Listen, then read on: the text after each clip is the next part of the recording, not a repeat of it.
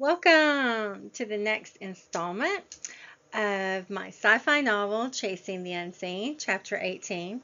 Keep in mind that all the readings that I have on the playlist for this novel are subject to change because it is from the zero draft, so there probably will be significant changes to the final copy when I publish the book in 2026. So keep that in mind. All right, let's go. Chapter 18. The fox is in the hen house. Lucas Blackwood POV. I felt happy when Kiera pulled away from Victor, so much so that I muttered, "That's my girl," under my breath, prompting Robin's reaction. "You keep saying that, so act before Smooth Talker here does." She spoke loudly enough for everyone to hear. "My lady, if you've already made your choice, please accept my apologies." Victor's voice was smooth as silk, which made me want to hurl. One thing about my cousin is that he's always been good with the women. "Victor, please call me Kiera. And no, I haven't made any decision. I just found out everything, and I'm exhausted today from what happened with my father." It did sting a little when she said she hadn't made her choice, and I had no idea why. I was just her counselor, and I had only met her recently. I wasn't sure why I had all these feelings for her. Other than, she's adorable, fierce, brave, loyal, and kind. The list was endless. But love? Could I love her? When I told her there was always room for love, I meant there was time to fall in love, but she might not have that time. I watched my cousin talk to her and charm her. That guy's like a fox in a hen house, acting innocent while eyeing what he wants. "Kiera, I'm truly sorry that all this has fallen on you." Victor cooed. "Thanks. You're right. It's a lot. Everyone expects me to jump on board, but I'm reeling from it, honestly." "Kiki, you can always talk to me about this. I've got your back, no matter what." Robin hugged her friend tightly. "If you need anything from the House of Blackwood, I can confidently say I speak for myself and my cousin. All you have to do is ask." Victor smiled at me with his charming synthetic grin, one I had recognized since childhood, but Kiera didn't know him as well. "Thank you so much, Victor. Lucas has been a godsend. I feel fortunate to have him looking out for me." She smiled brightly at me, and God help me, my chest puffed out a little bit at the compliment. "Kiera, if you're tired, I can give you a ride home," I offered. "Thanks, I appreciate that, but you know what, Lucas, that sounds good. Tabby, is that all right with you? Will you be okay?" Sure, I'll drive your Jeep back later," Tabby replied. Before I could say or do anything else, Kiera reached out and took me by the hand. "Take me home, Luke." "You got it, Kiki." I grinned at her and didn't look at my cousin, but I heard Robin giggle. "I'll ride back with Tabby and let you guys have some alone time." Robin was good at many things, but her most outstanding talent was poking the bear and stoking the fire. "Shut it, Atmore," Kiera said as we walked out of the hospital corridor hand in hand. Once we were out of earshot, Kiera let a deep sigh. "Sorry." She started to pull her way, but I held onto her hand tightly. "For what?" "Dragging you into my chosen drama." "I'm not being dragged, Kiera. I know we haven't known each other that long, but I genuinely care about you. Any man worth his salt would see how wonderful you are." "Really? Then why haven't I been on a date in a year and a half?" she asked as we walked into the parking lot. "If I had a guess, you were in a long-term relationship and he was a jerk. You broke up with him once you'd had enough of his nonsense and pushed everyone and everything away to protect your heart." My suspicion was confirmed when her mouth dropped open and she stared at me in disbelief. "Seriously, has Kelsey been mentioning anything to you about me?" "No, not about that. But she said you were on an island unto yourself. I didn't grasp that until I met you, but I see it now. You have Robin, and aside from your family, you seem pretty self-sufficient." "I enjoy taking care of myself. I don't act like asking for help." Her eyes resembled a brewing storm, and the dark navy blue deepened almost to midnight. "Why don't you like asking for help?" I enjoy being able to depend on myself and take care of my own needs. You know what? Can we change the subject, please? When can we go after my sister?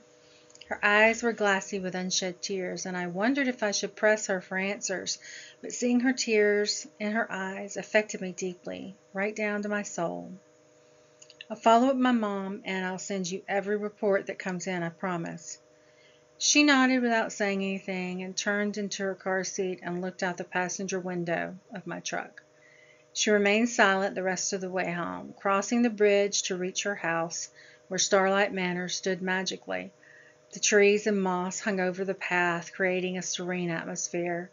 The oversized oak columns supported the front porch, its grand size indicating that Richard Sutton was a highly successful man. He excelled in crafting large boats for lakes in our surrounding areas. When I pulled into the drive, I apologized. I'm sorry if I pushed too hard, Kiera. It's okay, I'm just tired and everything that's happened.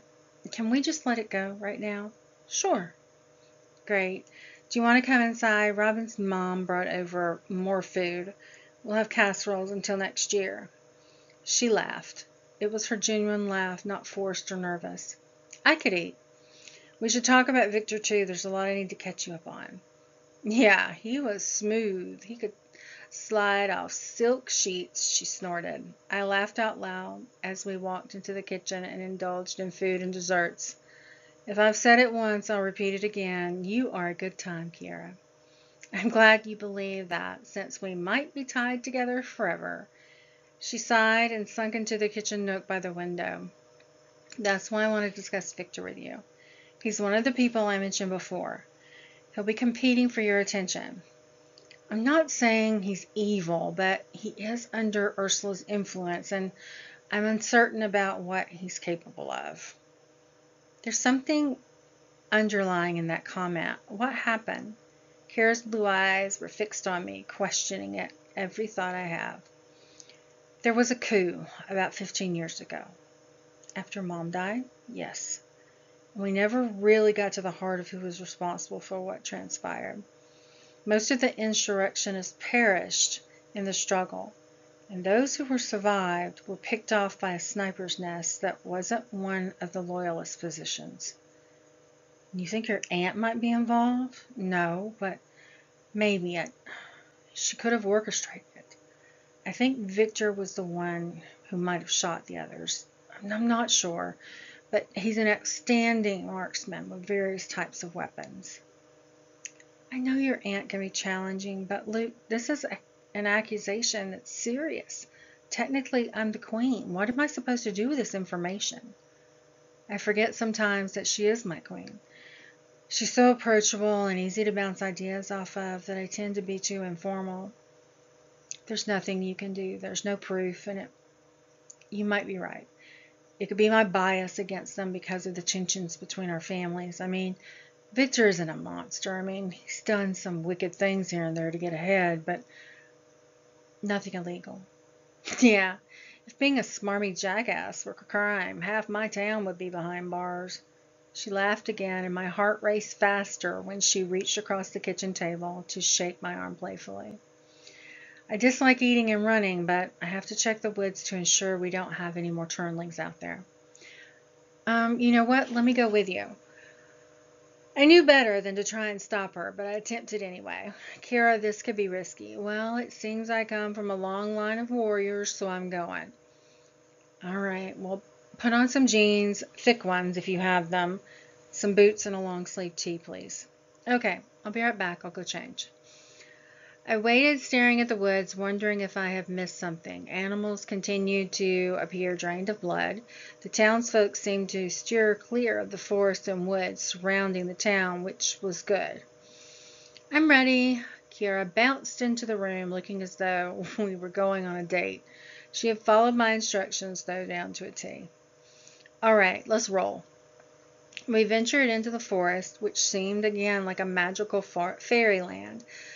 Just an hour ago, but now it started looking foreboding. Kiera grabbed a log from the woodpile and swung it, gauging the weight in her hand. This should do. we encounter anything, let me take care of it. I'm trained for this. I might have sounded like a jerk, but I was ready to do whatever it took to keep her safe. Oh, yes, fearless leader. She rolled her eyes at me and nudged me in the shoulder, encouraging me to keep moving. We were deep in the woods when I spotted something. It was a deer lying on its side with its back to us. Over here. I turned the deer slightly, and its lifeless eyes looked back at me. Poor thing, Kiera stated, but then she noticed what I did. No blood. The wolf, could it have done this? No, this is fresh. No scavengers have got to it yet. This just happened. Blood dripped onto Kiera's face from above, and there was only one creature that carried its kill up a tree in these woods. A cougar. Luke, that deer just fell out of this tree. I think we have company.